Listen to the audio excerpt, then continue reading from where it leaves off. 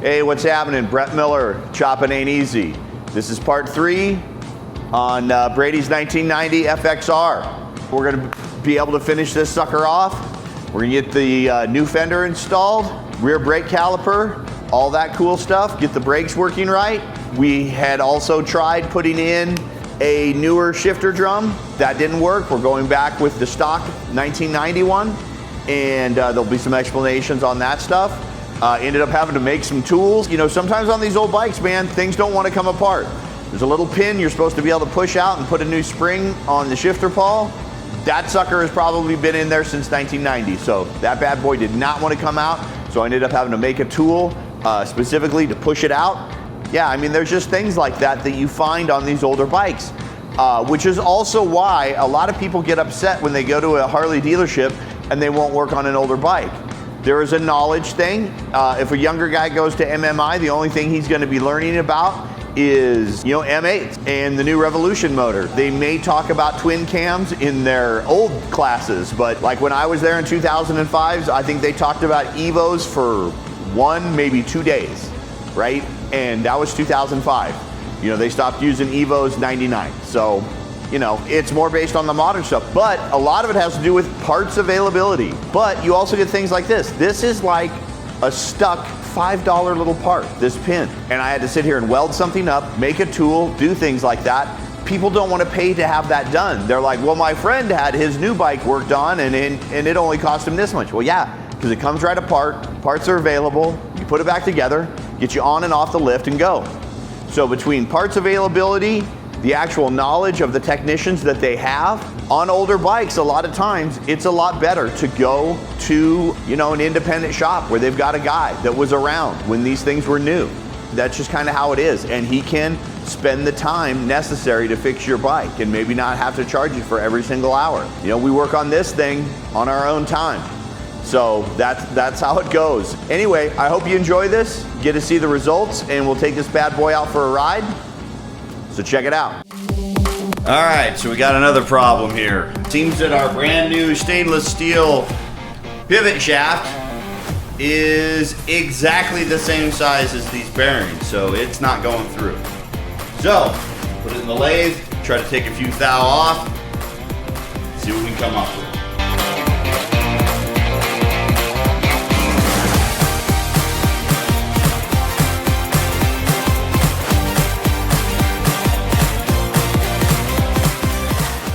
Well, before I put this back wheel back in, change this brake rotor over because it needs a larger diameter, more modern brake rotor to go with the more modern brake caliper. So, got to get these out of here. These are the way Harley used to do it, and it actually, when we got this bike, it did have the wrong screws in here. These screws have an angle on the bottom, and this disc also is cut at an angle. However, these screws are obsolete. We just happen to have some old ass obsolete screws. So Brady and I put those in there for the time being, but now I'm going to take them out. And I think I'm probably even going to heat these up to start with. This is an impact. You smack it with a hammer and it barely turns, but it's a good way to start these without just stripping them out right from the get-go. But since these are these little Allen heads, I think I'm gonna go ahead and hedge my bets by heating them up first and then using this tool.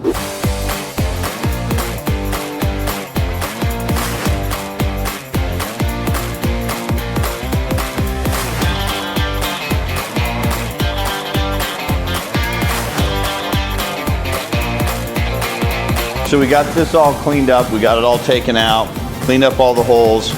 One of the things we are going to need, the rotor is newer, so it's a larger diameter. Vulcan Engineering, again, to the rescue.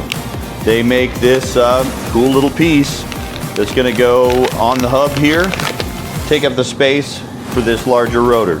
So let's just get some stuff out and see what we got. Brady got these rotors again off of a lowrider, S or ST, and match the front ones. So there's too big of a space there. So that's where this guy is supposed to come in. My hub is just a little beat up. You gotta kind of expect weird little things like this when you are dealing with a bike from 1990. Just trying to get any burrs off of it, anything like that. It's just right there.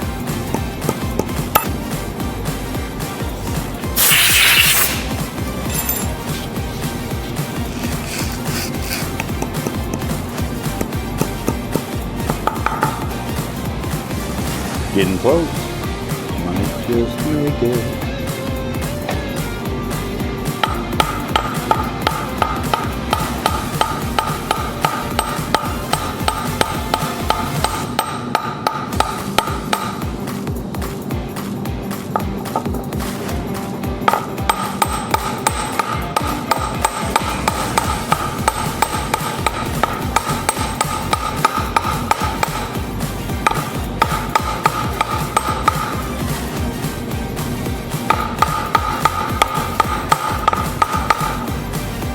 Oh, Barry Manilow, looks like we made it. Yeah, that's right.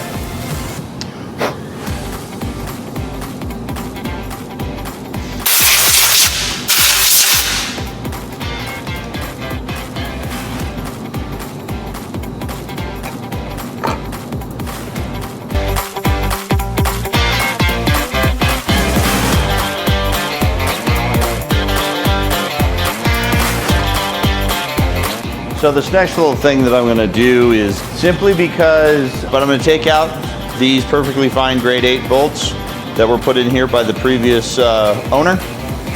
And I'm going to put in what I like, which is a 12-point stainless steel ARP bolt. So that is my next little project. And it is, yes, those are stronger bolts. They're great, but this is mostly for aesthetics because there's nothing wrong with the bolts that are in there now.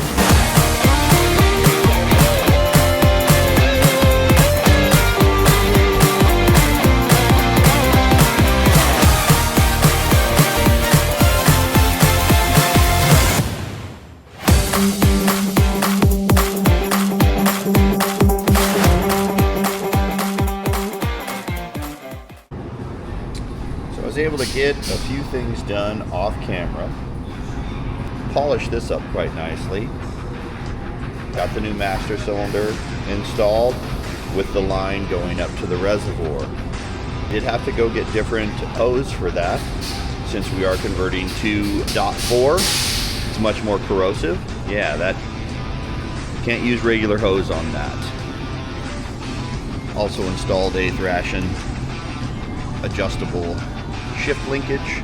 Makes it much easier to move this up and down. These FXRs are a little harder to do that with. Had a Harley-Davidson one in there, which is a nicely built piece, and if you don't ever adjust it, that's fine. But Harley saved money by not having these reverse threads. They're the same way, so you have to actually unbolt them to screw them out, which make them kind of a pain in the butt. So with the Thrashin one, you loosen the 2 jam nuts, spin the center up or down, and that will do your fine adjustment to your shifter. Works the way that it really should from Harley, but Harley didn't do that. They must have saved a couple bucks. So I'm gonna keep going on this back end, try to get the brake and the wheel installed, get the brake line, get the electrical for the brake switch, all that stuff installed. That's doing some small minor hardware stuff right now, and with these pivot shaft blocks that we put on here from the FXR division, I did have to space out the bracket and modify the bracket a little bit for the exhaust, but we should all be good there. Yeah, gonna keep moving forward.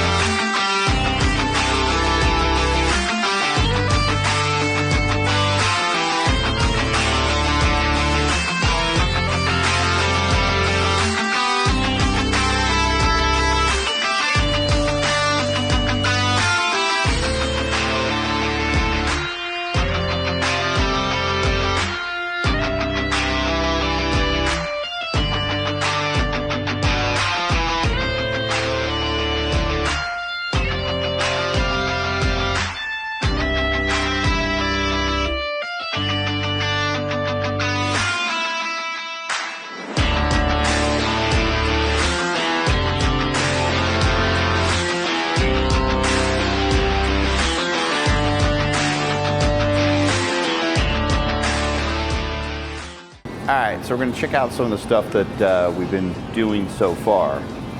So, new brake rotor, new brake caliper, new axle, a little bit of new hardware, new master cylinder, new lines coming from the reservoir, so all that's cool. Next thing we're gonna do is we're gonna get in here before we put the exhaust back on. Harley-Davidson updated the 5-speed shifter drum that they put in bike stock, and it came with this new style shifter pawl that has the wheel on it here and the spring. And I'm going to put this into this older bike just so that it has a more positive shift.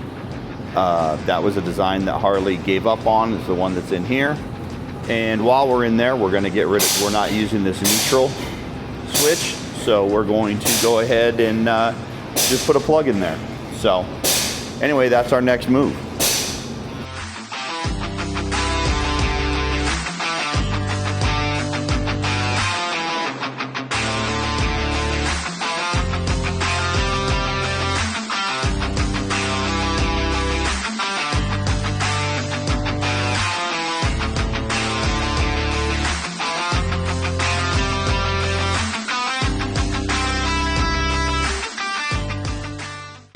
All right, so as you guys were watching on these last videos, we got some work done to the back end of Brady's FXR.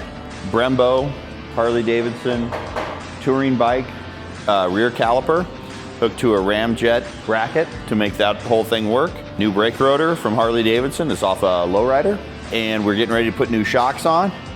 But the whole braking system is brand new other than the reservoir. We just cleaned it out because it's just a little aluminum box, not a big deal. But yeah, we're gonna move forward with getting these shocks on.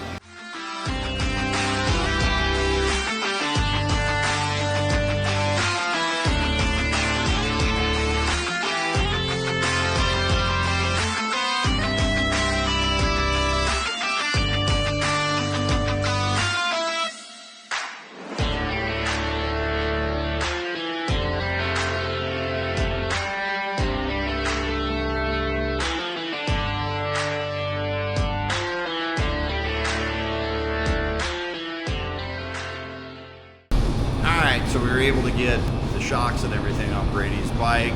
So with so many changes that we've made, we want to get the sag set, get these shocks adjusted properly for him. So we're going to do a little bit of that right now. Also check to see where his brake lever's at, front and rear. Those are both new. You know, make sure that his shifter's where he wants it because we changed all that stuff around. So we're going to do a little bit of getting it fit to him right now.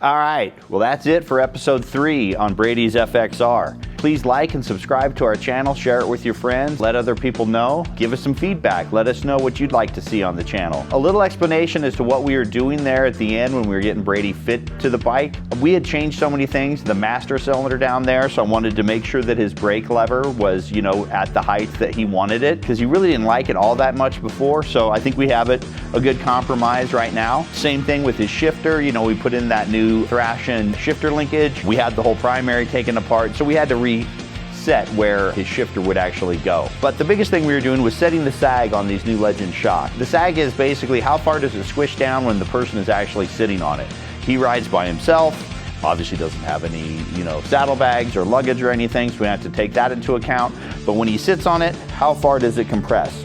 From this point on the top of the shock to that point on the bottom of the shock. And they're looking for no more than an inch. I think we were about 3/4 of an inch. We were all good. We haven't messed with anything with like compression or rebound or anything like that. He hasn't really ridden it that much. Legend shocks come pretty well set up that way in the first place. Most of your good shocks do. You know, he's not taking this thing out and dragging the knee on a road course, you know, so it's probably going to be set the way that he likes it. The little amount that he has ridden it so far, he really actually really likes the suspension. And when you would have to adjust one though, they usually come with a wrench like this. This is the Legends wrench, but this is actually for the one on my lowrider. Basically, you'd just be taking this top collar that pushes down on this spring. If you push this collar down that way more, it stiffens things up, right? It compresses that shock, it puts more preload on the shock. You've probably heard that term before. And if you were to take it the other way, take it up, that would take preload off of the shock. It would make it very squishy as you went down the road, and not all that good for high performance, but be very smooth as you were hitting bumps and things of that nature. So that's basically what we were talking about there. Like I said, stay tuned for episode 4. There are 4 episodes now on this particular bike, and see us finish it up. Thanks a lot. Check it out.